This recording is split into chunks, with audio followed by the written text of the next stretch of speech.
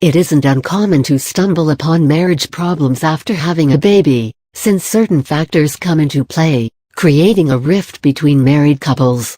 We look into these very factors that inevitably fall upon marriages that have been stressed for a long time.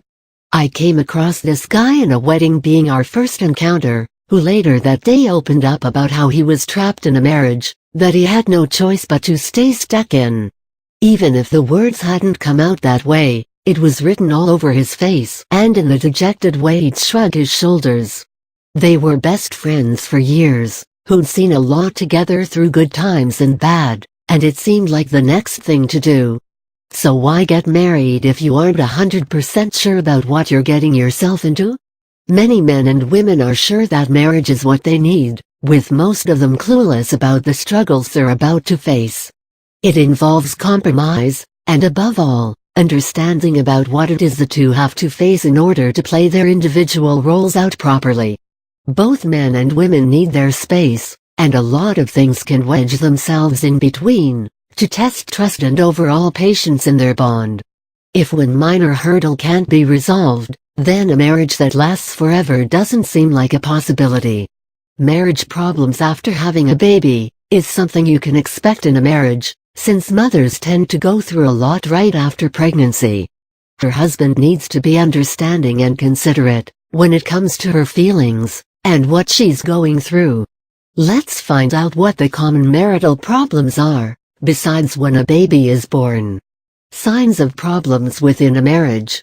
A marriage is a commitment that many people take for granted worldwide, with the US being the highest-ranked country with the most number of divorces per year. Now why is that exactly? Is it because they get bored and need change? Is it a financial problem that makes either one give up midway? Did someone resort to infidelity and decide to leave their wife/husband with kids bearing the brunt of a divorce/separation? Post-birth depression mothers will go through a period of depression right after they give birth, since their hormones are all haywire, where minor/major things could drastically affect them. It is important for mothers who get overly depressed to seek help, with someone by her side at all times through this phase, while attending to the baby. When the baby takes up her time, a man needs to understand that when his wife spends too much time with the baby and forgets about his needs, that she is just doing her job as a mother. She is bound to be attached to her little one, because how obvious is it that she has to be at the infant's beck and call for the first 2 years at least? This might frustrate you, but you need to know that mothers as much as fathers should concentrate on the baby once she is born. Lack of sex. You can't seriously expect her to sleep with you right after the baby is born. Her body has to resume its normal state after the changes it has been through. Yes, a baby may wail in the middle of the night, or scream for attention at 4 a.m., but that doesn't mean you brood over how you aren't getting sex, when the real thing you should be worrying about is how you can help ease her troubles and be of a help when it comes to the baby.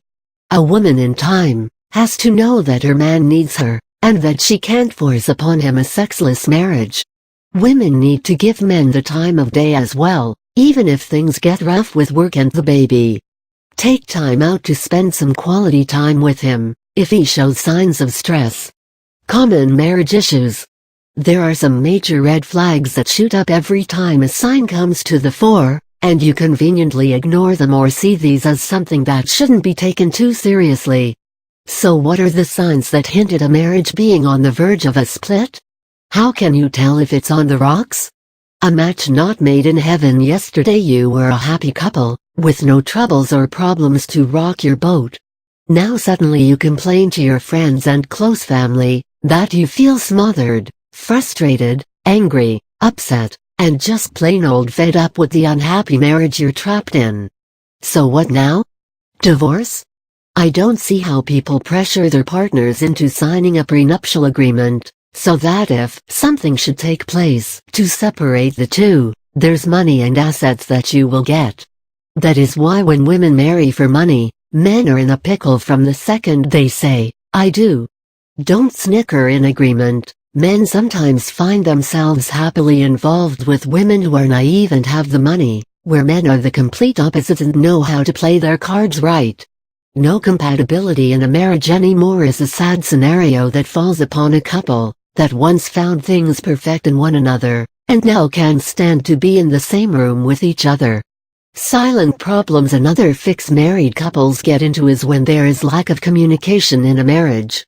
No one is ready to put forward how they feel, or how things can take a turn for the better, and instead both are just wallowing in misery as the marriage deteriorates one day at a time.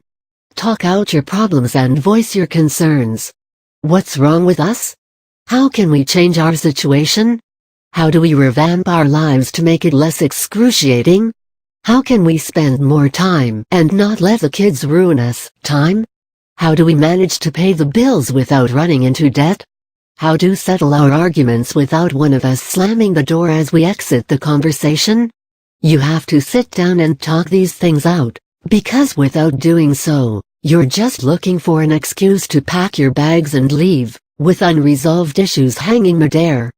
Take control of your problems like a grown-up, and remember that what you have is not a relationship, but a marriage. This can't be over and done with like she were a date, but has to be worked on, to get it right. Loveless marriage. Sometimes, couples find themselves in a marriage that just doesn't translate into a loving one, where the two are forced to put on a fake facade to show people that, yeah, we're a happy couple. In fact, each one has a thing going for him/her, be it job obsessions or, of course, an affair on the side. The problem here is that one of the two has lost interest in the other, out of boredom, monotony, or from neglect. You need to know how to build trust in a marriage, and how to constantly keep things new and fresh. You can't expect to let your life and work swallow you whole, while your partner is left forlorn and alone. Some couples feel like there's more out there than just being with this one person forever, and both are busy having affairs, while the kids are affected in the process. Find out what went wrong, and retrace your steps in the marriage, and work on it before it falls to pieces.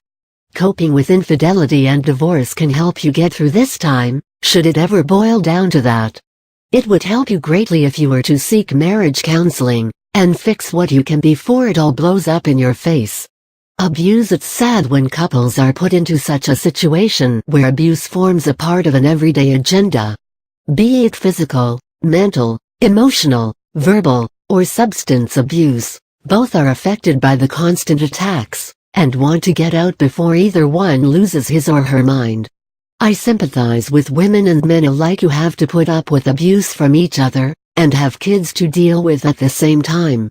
Some want to stay married for the sake of the kids, and others want to leave with them in order to distance them from such atrocities. Don't be afraid to ask for assistance, and seek advice about what you can do through therapy or confiding in loved ones. Marital issues post-pregnancy aren't the only things that cause families to break up, or resent one another. These surmount to the common reasons why marriages fail. It's time you did something to make it right, and work out a plan that can save your marriage.